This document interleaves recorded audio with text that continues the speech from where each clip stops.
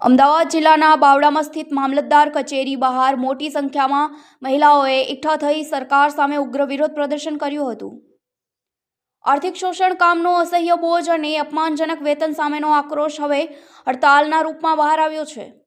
ગુજરાત આંગણવાડી કર્મચારી સંગઠન દ્વારા પડતર માંગણીઓને લઈને આંદોલનનું બ્યુગલ ફૂંકવામાં આવ્યું છે, જેમાં બહેનોએ 18 માર્ચથી 20 માર્ચ 2026 સુધી રજા રિપોર્ટ મૂકીને કામગીરીથી અળગા રહેવાનો મક્કમ નિર્ણય કર્યો છે. પોતાના હકની માંગણીઓ સાથે આ મહિલાઓએ કચેરીના પટાંગણમાં જમીન પર બેસીને ધરણા યોજ્યા હતા અને ભારે સૂત્રોચ્ચાર સાથે પ્રાપ્ત વિડીયો અને માહિતી અનુસાર વિરોધ કરી રહેલી મહિલાઓએ એકજૂટ થઈને ઇન્કલાબ જિંદાબાદ અને નારી શક્તિ જિંદાબાદના નારાઓથી કચેરી પરિસર ગજવી મૂક્યું હતું. મહિલાઓનો આક્રોશ એ વાત પરથી સ્પષ્ટ થતો હતો કે તેઓએ હમ હમારા હક માંગતે નહીં, કિસી સે ભીખ માંગતે નહીં જેવા બુલંદ નારા લગાવ્યા હતા.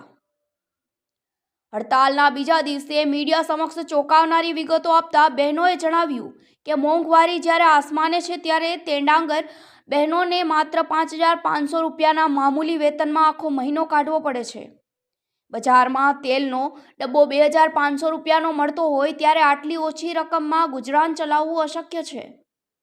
આટલા ઓછા વેતનમાં પણ બહેનો બાળકોને ઘરેથી તેડવા મૂકવા જવાનું, કેન્દ્રની સાફ સફાઈ, રસોઈ અને બાળકોની દેખરેખ જેવી અનેક જવાબદારીઓ નિભાવી રહી છે.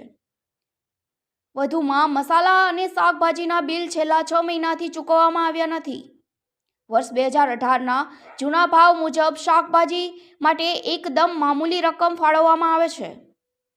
બજારમાં તુવેર દાળ અને ચણાના ભાવ બમણા થઈ ગયા હોવા છતાં સરકાર હજુ પણ વર્ષો જૂના દરો પર જ અટકી છે. પરિણામે બહેનોએ પોતાના ખિસ્સામાંથી ખર્ચ કાઢીને બાળકોનું કુપોષણ મટાડવાના પ્રયત્નો કરવા પડે છે.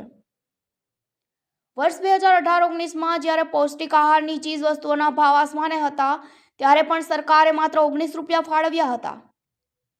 છતાં આંગણવાડીની બહેનોએ પોતાના ટાંચા પગારમાંથી ખર્ચ કાઢી કોઈ બાળકને ભૂખ્યું રહેવા દીધું નથી.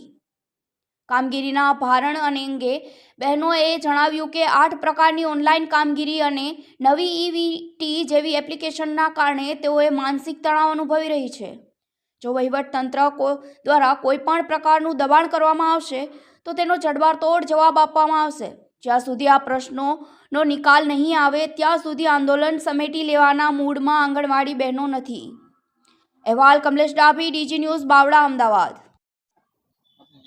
મકવાણા મનીષાબેન એન, બાવળા, બુટ ભવાનીનગર કેન્દ્ર છે મારું. અને અમે આજે આંદોલનમાં છીએ.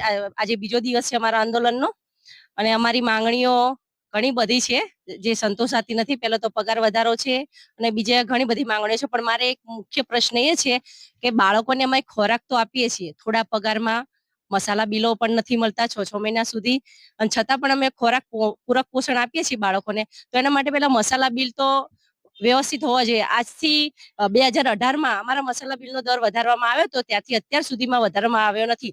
શાકભાજી ફક્ત 10 પૈસા છે. 10 પૈસામાં શું બાળકને અમે જમાડી શકીએ, શાકભાજી લાવી શકીએ? માટે તો મારે એટલી વિનંતી છે કે 2 રૂપિયા આખા મહિનાનું 2 રૂપિયાનું શાકભાજી અમે એક બાળકને આપી શકીએ? આ એક પ્રશ્ન છે અમારો. એટલા માટે શાકભાજીના દર પણ વધારે. અને બીજા નંબરમાં તુવેર દાળ અને ચણા.